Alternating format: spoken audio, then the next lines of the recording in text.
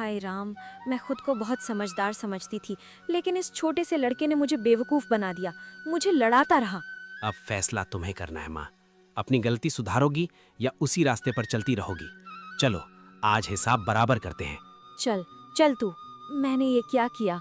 उस शैतान लड़के की बात सुनकर मैंने अपनी बहू को गलत समझा। मैंने अपनी बहू को अपमानित किया। सिर्फ इतना ही नहीं। माँ, तुमने और क्या क्या किया है ये तुम खुद जानती हो। जरा सोचने की कोशिश करो। बस, सच में मैंने बहुत बड़ी गलती की। जो बहू अपने पैरों पर खड़ा होना चाहती थी, उसे मैंने अपमानित किया। उसका कारोबार बंद करवाना चाहा, और उसकी माँ को भी। तुमसे बहुत बड़ी भूल हुई है माँ। हमें उससे माफी मांगनी चाहिए। क्या तुम माफी मांगोगी? हाँ, जरूर मांगूंगी। जो गलत किया है, अगर माफी नहीं मांगूंगी तो मैं खुद को कभी माफ नहीं कर पाऊंगी। मुझे वहां ले चलो। चलो माँ, हम माफी मांगने चलें। और मुझे पूरा यकीन है कि नीलम हमें माफ कर देगी। चलो।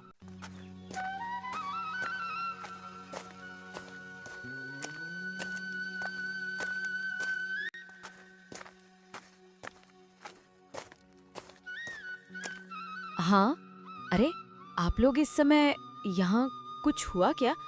क्या मैंने फिर कोई गलती कर दी? अरे इस समय कैसे आना हुआ? हम आप लोगों से माफी मांगने आए हैं। समझ नहीं पा रही कि किस मुंह से माफी मांगूं। आप ऐसा क्यों कह रही हैं माँ? यहाँ माफी मांगने जैसा कुछ नहीं है।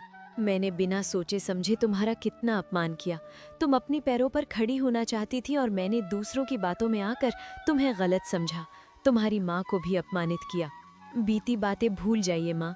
आपने अपनी गलती समझ ली, यही काफ़ी है। काफ़ी नहीं है, मुझे माफ़ कर दो। अब से तुम मेरी अनुमति नहीं, मेरा आशीर्वाद लेकर काम करोगी। अपनी माँ को लेकर मेरे घर चलो। ये क्या? ये क्या? ये आपके लिए उपहार है। जब मुझे व्यवसाय में पहली बार मुनाफा हुआ, उसी पैसे से आपके लिए खरीदा। कृपया इसे लौटाना मत। तुमने मेरे लिए इतना किया और मैंने तुम्हें सिर्फ अपमानित किया। मुझे माफ कर दो। छी छी, ऐसी बातें क्यों कर रही है माँ? अगर मैंने माफ नहीं किया होता तो क्या मैं ये तोहफा देती? ठीक है, मैं ये उपहार स्वीकार करती हूँ। अब सब लोग मेरे घर चलो। अभी नहीं माँ, पहले खाना बना रही हूँ। आप लोग पहले खाइए, फिर बात करेंगे।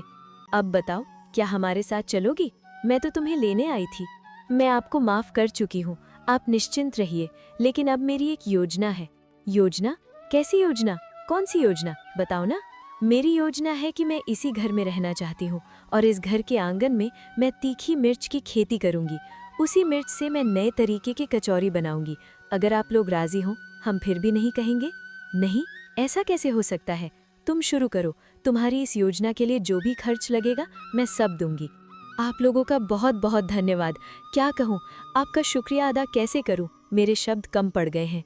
धन्यवाद देने की जरूरत नहीं। तुम सफल हो जाओ, हमें और क्या चाहिए? हम चाहते हैं कि तुम सफल हो, बस यही हमारी खुशी है। हाँ, मैं तुम्हारी मदद करूंगा। हम सभी तुम्हारे साथ हैं। बस तुम शुरू करो, ठीक है? अरे वाह वाह वाह वाह वाह वाह! इतने स्वादिष्ट कचौरी तो मैंने अपने जिंदगी में नहीं खाए। हम औरत और सास बहू एक साथ बना रही हैं, शायद इसीलिए इतना स्वाद आ रहा है। हाँ, बिल्कुल सही कहा भाई। अरे दूसरी दुकान में तो औरत और सास बहू साथ में बनाती ही नहीं है, इसीलिए इस तरह का स्वाद आपको दूसरी दुकान में नहीं मिलेगा। आपको अच्छा लगा ना? अब रोज हमारे यहाँ खाना खाइए। हाँ, जरूर जरूर जरूर। अब से भाई हम रोज यहीं खाने आएंगे। बढ़िया कड़क कचौरी स्वाद के साथ और चटनी तो जोरदार। देख पा रहे हो ना, हमारे ग्राहक तो बढ़ ही गए हैं। सब कुछ आपके लिए है।